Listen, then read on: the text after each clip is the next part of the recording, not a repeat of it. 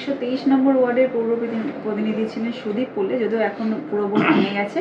সেই সুদীপ পল্লে একটি সোশ্যাল মাধ্যমে একটা পোস্ট করেন এবং তিনি তাতে লিখেন যে তাকে সরানো হলো, তার কাজগুলোকে কিন্তু মুছে ফেলা যাবে না, তাই এত বৃষ্টিতে 123 নম্বর ওয়ার্ডে কোনো জল জমেনি। মানে পুরো ক্রেডিটটা তিনি নিজের কাজের ওপর বা তার সরকারের ওপর নিতে চেয়েছেন। এ প্রসঙ্গে আরও একটা কথা বলবো, যখন এই পোস্টটা তিনি করেছিলেন তখন কিন্তু সুদীপ পল্লের যে প্রোফাইল তাতে তার ছবিও দেওয়া ছিল এবং সেই সময়তেই তিনি এই পোস্টটা করেছিলেন। সম্প্রতি দেখা গেছে তিনি সেই ছবিটাকে কিন্তু উড়িয়ে দিয়েছেন, পোস্টটাকে রেখেছেন। কোথাও কি নিজের ছবিটা দেখাতে ভয় পেলেন? প্রথমে বলছি, উনি গামছা পরে কি খুঁজতে বেরিয়েছিলেন যে কোথায় জল জমেছে কোথায় জল জমেনি? এই কাজটি যদি উনি কাজের মতো কাজ করতেন তাহলে কাজ হতো। আজকে 123 নম্বর ওয়ার্ডে মানে বেরোলে পরে প্রত্যেকটা লোকের কাছে একটাই বক্তব্য যে চোর পড়লে গেছে, আমরা বেঁচে গেছি।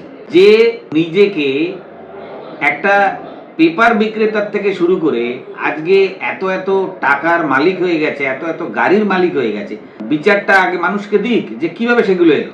একজন কাউন্সিলর ক টাকা পায়, মাইনে ক টাকা পায়, আলটিমেটলি তো চোর। মানুষ সেই জন্যই তাকে চোর বলছে। আর সেখান থেকে নজর ঘুরিয়ে দেওয়ার জন্য ঘুরপথে দু চারটে কথা লিখে নিজেকে প্রাসঙ্গিক করতে চাইছে। 123-এর মানুষ তো তাকে ছুঁড়ে ফেলেছে। বেহালা পূর্বের মানুষও এইরকম সুদীপ পড়লে বলে কেউ ছিল, আর কয়েকদিন পরে কেউ মনে রাখবে না। যতই বাতেলাবাজি আর বা ভাওতাবাজি মারুক না কেন, একজন চোর, তাকে মানুষ ছবি থাকলেও চোর বলবে, ছবি না থাকলেও চোর বলবে। তাই ও ছবি দিক বা না দিক, এটা মানুষের কাছে কিছু আলাদা কিছু বার্তা যাবে না। মানুষের কাছে বার্তা একটাই, গত 15 বছর ধরে এরা চুরি করেছে এবং তার ফল কিছুদিন আগে পেয়েছে, আবার আগামী দিনে তার জন্য অপেক্ষা করছে। এবারে ঢুকলে আর বেরোবে না।